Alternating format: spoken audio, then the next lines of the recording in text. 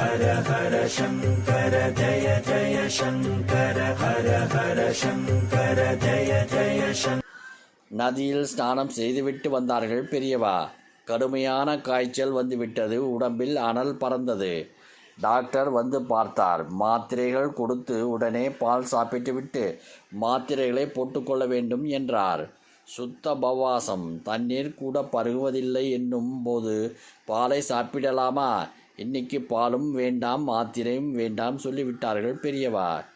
Manager வந்து கெஞ்சினார். ஜுரம் அடிக்கும்பொழுது விரதம் உபவாசம் இல்லாவிட்டால் தோஷமில்லை என்று வாதிட்டு பார்த்தார். இது ஔஷதம்தானே, ஆகாரம் இல்லையே என்று அஸ்திர பிரயோகம் செய்தார்.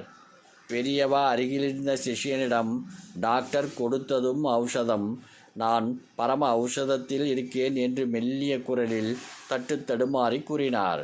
மேனேஜருக்கு புரியவில்லை. லங்கனம் பரம ஔஷதம்னு சொல்லியிருக்கே என்று புரிய வைத்தார்கள் பெரியவா. மறுநாள் பொழுது விடுகின்ற வேளை. பெரியவா வழக்கம் போல எழுந்து பச்சை தண்ணீரில் ஸ்நானம் செய்துவிட்டு அனுஷ்டானங்கள் பூஜைகளை செவ்வனே செய்தார்கள். காய்ச்சல் வந்த வேகத்திலேயே காணாமல் போய்விட்டது. உடம்பு பெரியவா சங்கற்பப்படி இயங்கியது என்பதை நிரூபிக்க 1008 சான்றுகளை கூறலாம். மகா பெரியவா அருள்வாக்கு. மனதினால் உயர்ந்து வாழ்க்கை தரத்தையும் உயர்த்தி கொண்டு விடலாம். அப்படி உயர்ந்தால் வாழ்க்கை நடத்துவதில் சிரமம் இருக்காது.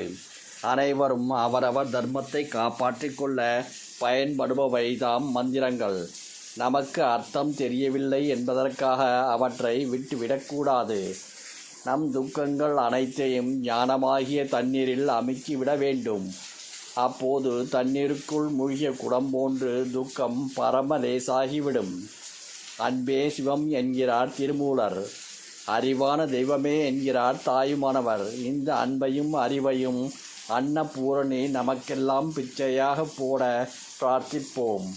அவரவருக்கான பணியை பக்தியோடு பின்பற்றி செய்தால் மனதில் ஒழுக்கம் கட்டுப்பாடு ஏற்பட்டு அதன் மூலம் உண்மையான பக்தியும் ஞானமும் உண்டாகும்.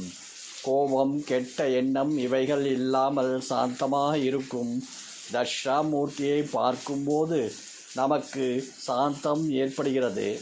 ஜெகத்குரு காஞ்சி காமகோடி ஸ்ரீ சந்திரசேகர சரஸ்வதி சுவாமிகள்.